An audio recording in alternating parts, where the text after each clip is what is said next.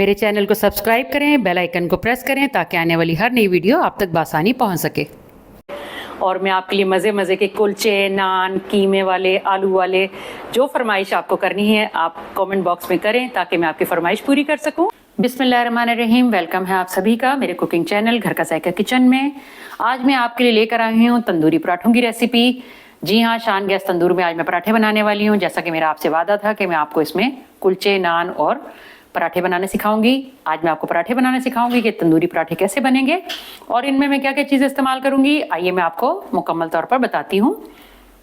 मैंने ले लिया है 2 चाय का चम्मच मिल्क पाउडर, 1 चाय का चम्मच भरकर मैंने ले लिया है पिसी हुई चीनी का, 1 चाय का चम्मच भरकर मैंने ले लिया है यीस्ट का, और मैंने ले लिया है 2 खाने के चम्मच कुकिंग ऑयल, नमक हस्बे जायका, आधा चाय का चम्मच बेकिंग सोडा और आधा चाय का चम्मच बेकिंग पाउडर मैंने एक जगह मिक्स करके रख लिया है। ये तमाम चीज़ें मैं 1 किलो मैदा में शामिल करूंगी और गूंदने के लिए मैं नीम गर्म पानी का इस्तेमाल करूंगी।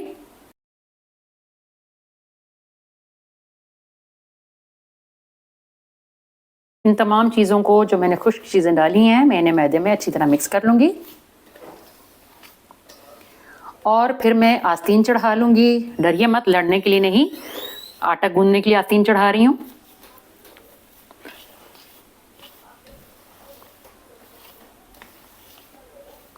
अब मैं इसमें शामिल करूंगी कुकिंग ऑयल और एक बार फिर से इसकी मिक्सिंग कर लूंगी।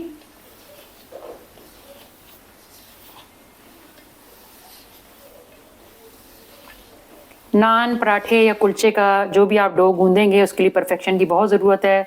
बहुत अच्छे से नीड करें आप डो को, तभी 100% रिजल्ट आएगा।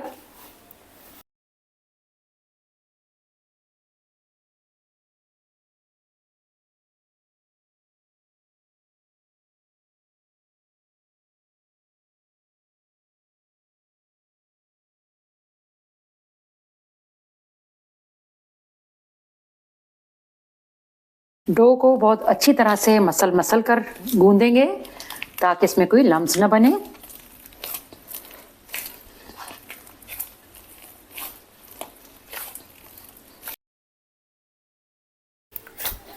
आप देख सकते हैं कि डो पे आहिस्ता आहिस्ता शाइन आना शुरू हो चुकी है।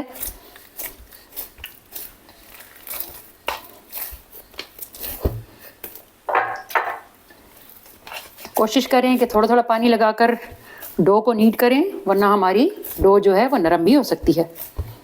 अब डो मुकम्मल तौर पर गूंदी जा चुकी है। अब मैं इसे 2 घंटे के लिए एक बर्तन में रख दूंगी और हल्का सा कुकिंग ऑयल वाला हाथ लगा दूंगी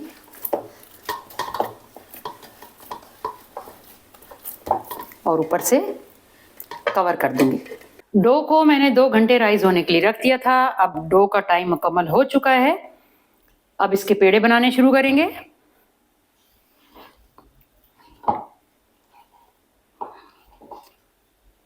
दरमियाने साइज के पेड़े बना लेंगे।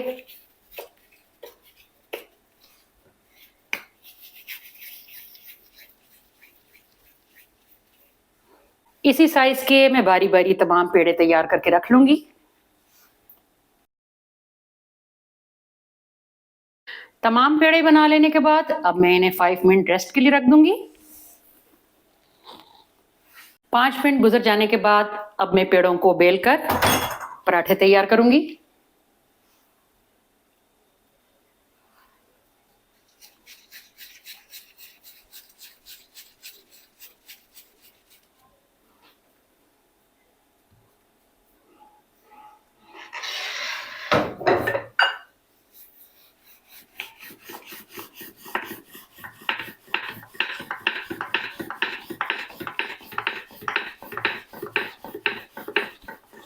रोटी बेल लेने के बाद अब मैं इसमें घी लगाऊंगी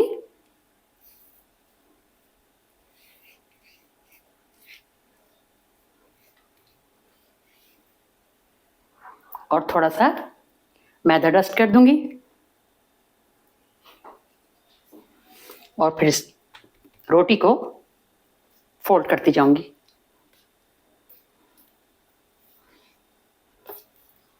फैलाते हुए रोटी को इक्वली आप फोल्ड करें ताकि इसकी परतें बहुत अच्छे से बन सकें।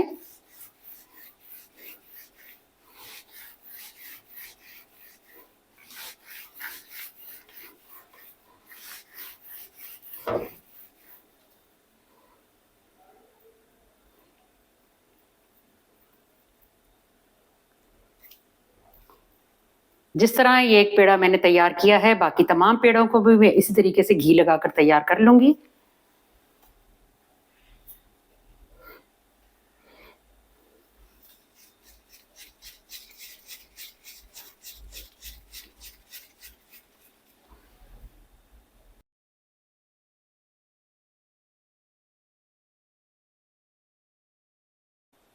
अब दूसरे पराठे को भी उसी तरीके से तैयार कर लेंगे जैसे पहले पराठे को किया था।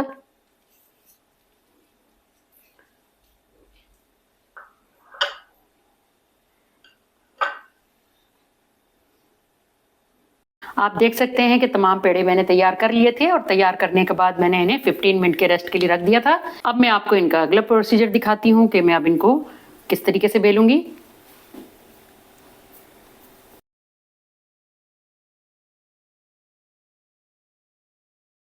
आप देख सकते हैं कि रोटी को मैंने तमाम किनारों से इक्वली बेल लिया है। अब मैं इस पे हल्का पानी वाला हाथ लगाऊंगी और टैप करूंगी।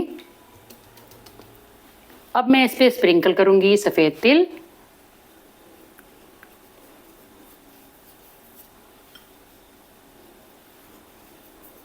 और इसको हल्के हाथ पे टैप कर लूंगी ताकि तिल उतरे नहीं। अब ये तंदूर में जाने के लिए पराठा जो मैंने बेला है ये बिल्कुल तैयार है। अब मैं इसे एक साइड पे रख दूंगी और तमाम पराठे मैं इसी तरह बेल लूंगी।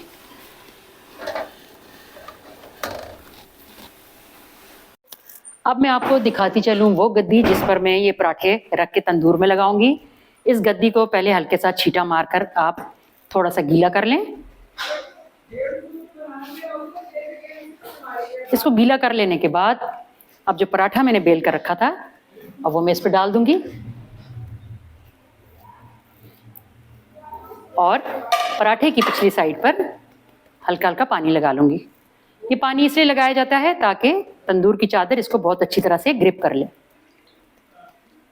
और अपने हाथों की प्रोटेक्शन के लिए मैंने ग्लव पहन लिया है और अब मैं ये पराठा तंदूर में लगाऊंगी। बिस्मिल्लाहिर्रहमानिर्रहीम। आप देख सकते हैं कितना परफेक्ट पराठा लगा है।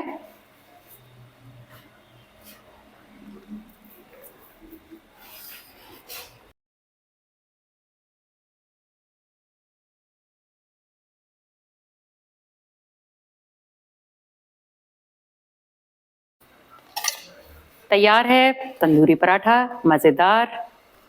और आपको अगर पसंद हो तो आप इस पर गरम गरम पराठे पर देसी घी भी लगा सकते हैं।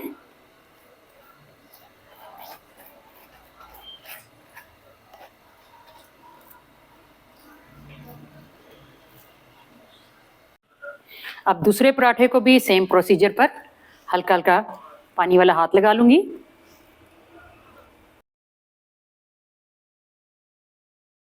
आप देख सकते हैं कि पराठे कितने अच्छे तरीके से फूल रहे हैं।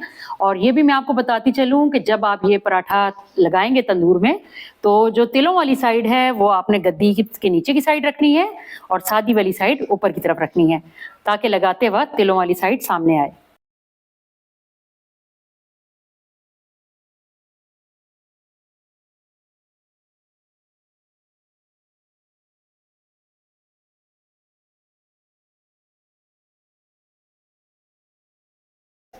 आप देख सकते हैं कि पराठा बहुत अच्छी तरह से गोल्डन हो गया है और तवे की दीवार को बहुत आसानी से इसने छोड़ दिया। इसका मतलब है कि पराठा हमारा कंप्लीट पक चुका है। ये पराठा भी कंप्लीट पक चुका है। आप देख सकते हैं कि यहाँ से पराठे ने दीवार को छोड़ना शुरू कर दिया है।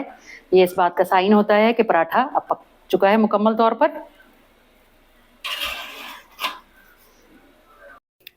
तमाम तंदूरी पराठों को मैं ब्रश की मदद से घी लगा रही हूँ और आज मैं सर्व कर रही हूँ बहुत ही मज़ेदार चिकन हांडी के साथ इन पराठों को।